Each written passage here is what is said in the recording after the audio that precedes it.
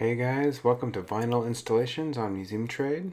We've got some vinyl pinstriping as well as a title wall for the Elsa Rady show. We use this red accent here. So let's get into the pinstriping. How do we start? So we have some delicious red vinyl. I had the plotter cut the lines and had this, you might have seen this on Instagram. It was a nice fun moment. A little tough to weed with one hand, but I thought it was worth doing, and it has a nice sticky sound there. So you can see a nice 24-inch wide, which is how big our plotter is, and nice COVID mask there. And lots of fun little spaghetti pieces. So I made a few pages of this at different widths. Apologies for the vertical orientation. I wanted to get the full width there. So I've got the long level, and I cut on either side. I cut on just one side, I should say. One nice right at the edge. I'm going to duck it up there so I can see like maybe a 1/16. And I cut that edge. So I've got one nice hard edge and one loose edge, which will be the sort of far side.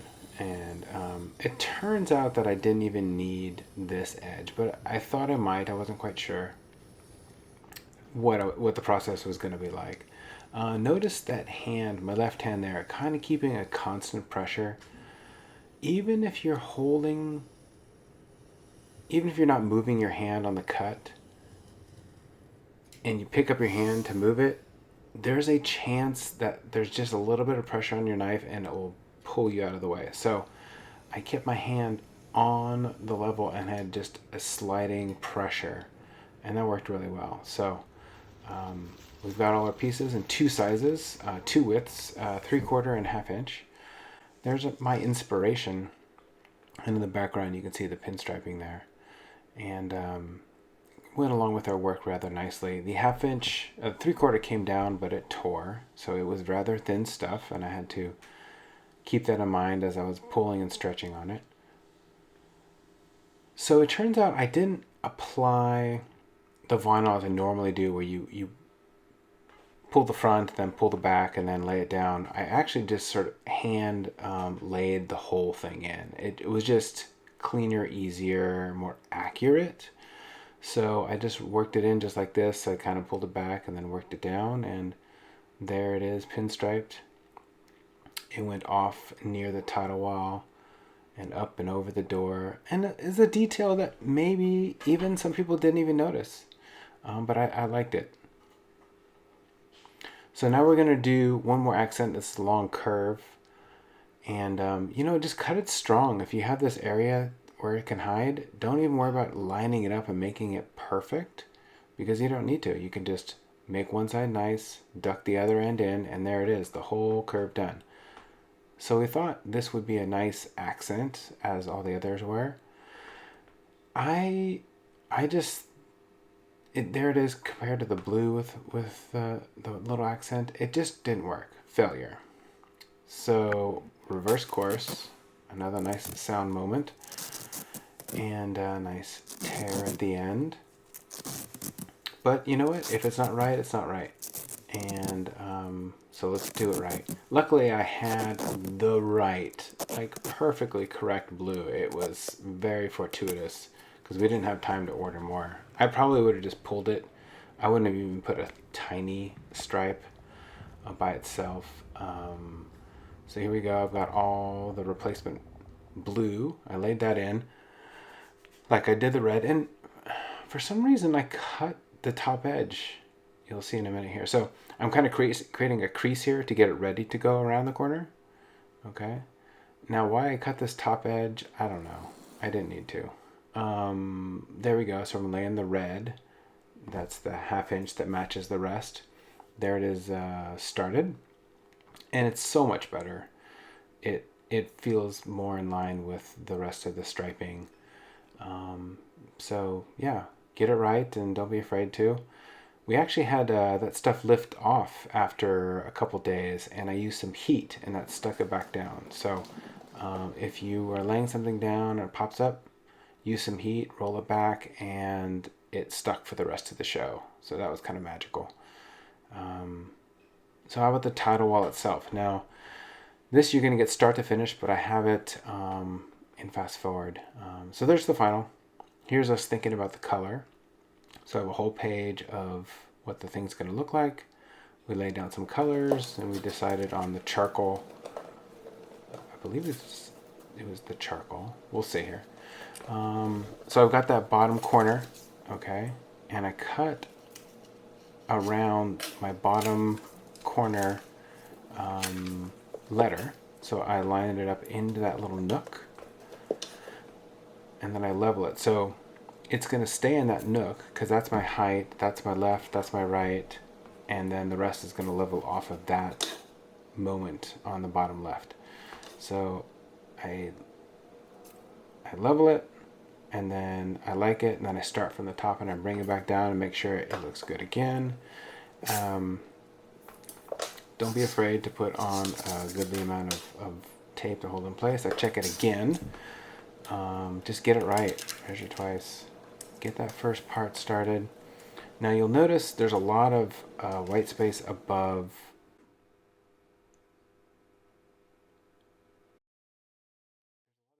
You'll notice there's a lot of space above the letters. Right there I was checking for to make sure no pieces came off on the backing.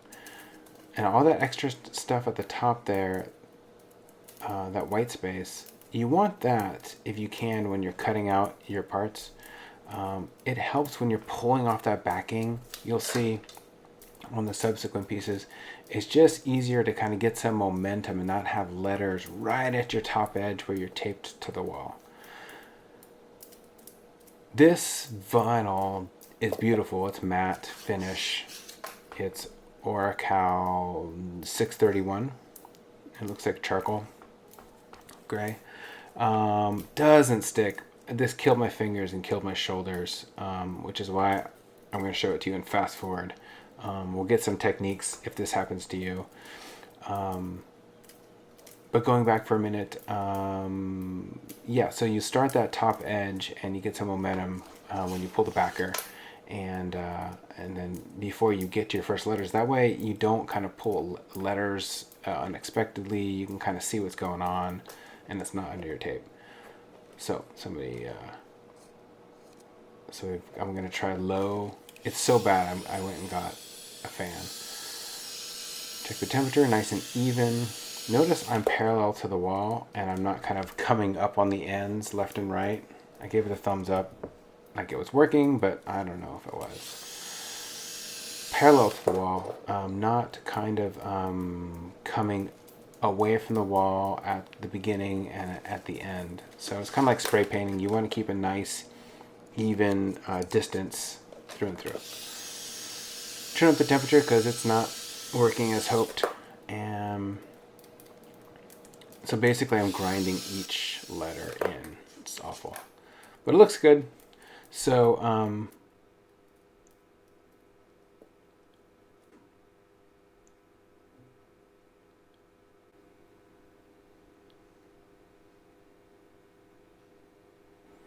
yeah, so working each letter in.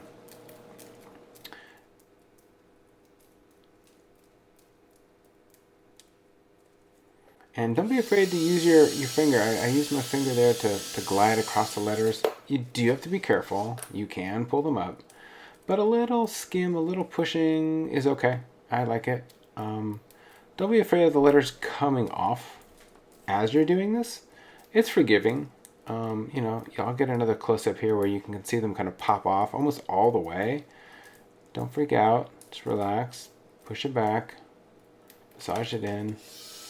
One more line. Okay, so this is just one of the short paragraphs. It's super unpleasant. So I use what's called I call it a squeegee. I think they're called squeegees. I like the gray and the gold are my favorite. They're soft but firm. And so even if I wasn't using heat, I would use it to do a last massage into the wall so that it sticks to the wall more so than the release tape here. I'll do another video of getting it onto getting the release tape on. Okay, so we're gonna level up so that our left edge is the same. And then I'm going to measure the distance of the gap, and then I'm going to measure another distance on the letters and see what that distance is. So for instance, if it's from the T to the M on two different lines, I'll measure the T to the M, and it will be the same as the gap on the drawing, if that makes sense. So I'll measure the white gap between the paragraphs. Let's say it's 3/4 inch. Then I'll find another place on the page that is 3/4 inch. It could be anything. And then I'll go measure that in actuality, and then I'll find out that that's 2.5 inches or something. And then I'll measure up 2.5 inches.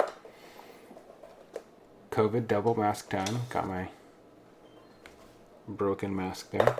And I went up my distance. I went double tape because this is a big paragraph. This thing is giving me angst. I'm gonna get started right there. So I now see I got to see my first letters before.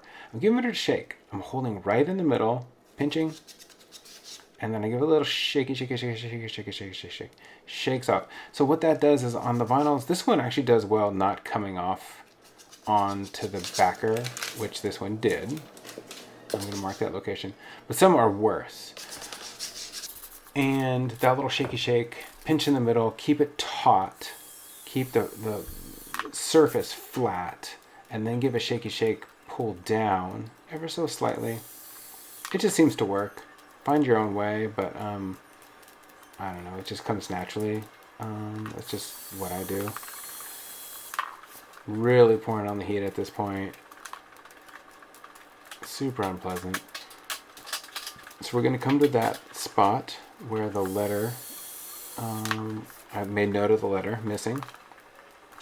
Sometimes I don't notice and I have to go find it, which is fine. It's not a problem. But always check your white backer before you wrinkle it up. Alright. My fingers are aching. Alright. Is this riveting? Or is this boring? Hopefully you're gleaming something. So anyway, there you go. So I'm marking the spot where the D is going to go. So I don't forget. It's just easier. Takes a little less bandwidth to find it later on. This is like, what do they call that? The slow watching movement, where you just watch somebody sitting on a train or something. I think it's big in Holland. No. Norway? Somebody put that in the comments. Where is slow watching and what is it called? Put that in the comments. All right, let's get into it.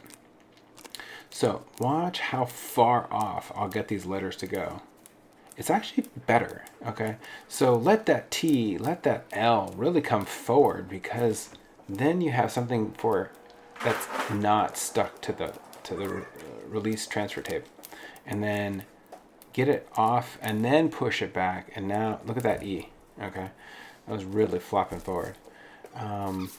And let it come forward. That's okay. Let it come way off and then push it back. That gives you a little bit more to push into the wall and anchors it. It anchors it. So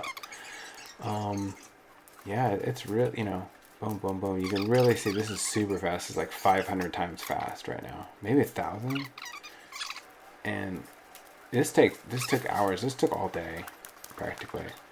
But you can really see those things come off. I really push them back down, no problem. Just not good. Okay, so we start from the bottom. Now, imagine if we had started from the top. That one came off, pushed it back on. If we start from the top and work our way down, then each time we put our tape that anchors the top, it would be on the next line. Okay, we'll come back to that. So here's how I repair the and. I draw a straight line because I had an A and an N. That's my favorite little tool. Because I had the A and the N, that's a nice straight line. And you just eyeball it, really. You look at other instances of that letter, and it gives you a sense, especially I's, like how high up, depending on the font. So imagine if I had the letter, if I had the tape and the paragraph is above it, right? So you'd really have to like draw that line and squeeze it into, you know, some narrow gap. And then, you know, you don't want to tape on top of vinyl. So just work from the bottom up. It's just easier. So there you got the little shaky shake. I checked for letters. Make sure I didn't stick any. I reuse the tape. Okay, push that down. So there's another technique. I fold. I don't let that front sticky edge of the transfer tape, I don't let it just dangle. I fold it neatly back into place. It's like one less place for me to stick to and get caught on. And I don't know, it's just kind of nice to keep it tidy and out of the way. I don't know. Am I the only one who does that? You can leave that in the comment section if you're a veteran. And hey, if you're a veteran and you see a better way to do something that I am not doing, please put it in there. I love getting better. I love tips. I love tricks. I'm here to share and get shared with. Okay, so pushing. And, you know, you have to work a whole line at a time. You can't just like cut. I mean, I guess you could work from the side. You could work left to right. Occasionally that's required. I don't prefer it, but you could, I guess. I kind of like seeing all the same little tops, all the L's, all the T's, all the I's, and you kind of see them coming, you know, and they're about to pop. It is laborious. I'm actually trying... Okay, I'll let you guys... I'll give you an update probably... I'm not sure where I'll put it just yet, but I'm trying a new matte vinyl, because matte's so beautiful, but it does this crappy not sticking thing. I'm trying a new matte vinyl, and it's a little more expensive, but you know what? I think the amount of extra time this took could be... It will cost less labor than it will cost to buy the material. So I'll report on that. I'm really crossing fingers. I'm about to put that up this week. So cross fingers that the other company makes a more sticky matte vinyl. We'll see. I'm addicted to the matte vinyl though. It's so beautiful. And you'll see we've combined matte and gloss, and that's on purpose on this one. So the red accent swooshy thing you see there is gloss, and it's fun. It's a nice standout. Now I went with this. I found the outside edges of the whole unit, of the whole paragraph, to find the center of where to put the title. But now I'm going off of the date as a center. And I use 2 pieces of tape so I don't forget which edge is the one I'm working with. Another quick tip. There's just too many tips, and I put this on so fast, and I'm having to save this all so fast, so hopefully I don't miss a tip. So I'm finding the center of that. Now I've got a center on this, and I've got a center below, and I just line them up with level. I've got my height because I did the same thing where I measured the distance and then found that on the page, the piece of paper there, and then found it in actual life. Same tip I used for the paragraphs, and I found that left is not my margin. So I went and leveled between the first 2 pieces of tape. There you go. So I'm checking that those are in line. I'm going to put a new edge for that P. Okay. Now the trick is I have to keep that there. I could level the whole thing out, and if I'm not back in that place, then it doesn't count. And I have to start over. I think that happens here. Let me see. So level again. Double check. Do I like it? No. Do I? Yes. Okay. Sometimes that can happen where you have to reset that bottom left corner. Shaky, shaky, shaky, shake. I usually like to burnish right away to get an anchor down so I don't lose it. I'm always afraid of losing the my anchor point. The other thing is burnish from the inside out. So inside out and down. And burnish that top edge again. Am I going to do that? Yes. So where I pull the blue tape, you see it kind of puckered it, and removed it. So you got to burnish that back down. But yeah, so when you burnish from top down, from the inside out, and that keeps everything flat and smooth. And there's so many tips. There are so many tips. I think I'll just keep making these and finding new tips that I can call out. Each installation has its own art. I once did this Warhol install, and it was complicated. It was huge and on the wall, and I don't know, I'd never done one like that, and it was at an angle, and anyway. It's fun and challenging, and it's usually like 2 days before you open. And if it's not 2 days before you open where you are, that's great.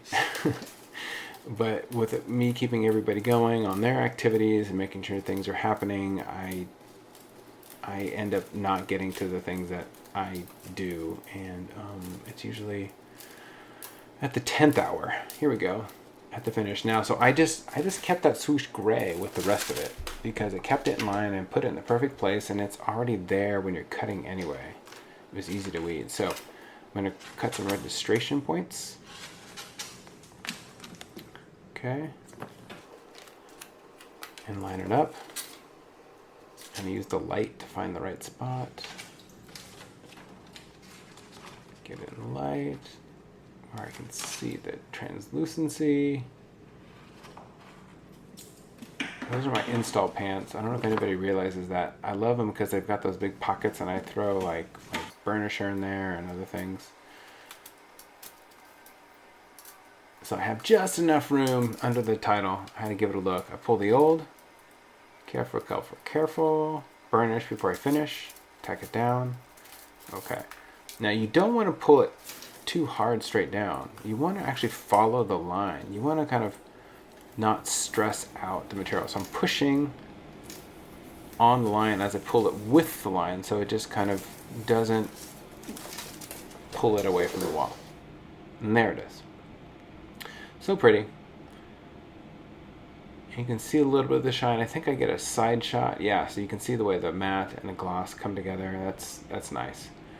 And how it matches the unfinished pinstriping. There's the tools, all the things you need for the job. Love the tools. And that is one set of vinyl installations. The end. But to be continued. More to come. Bye.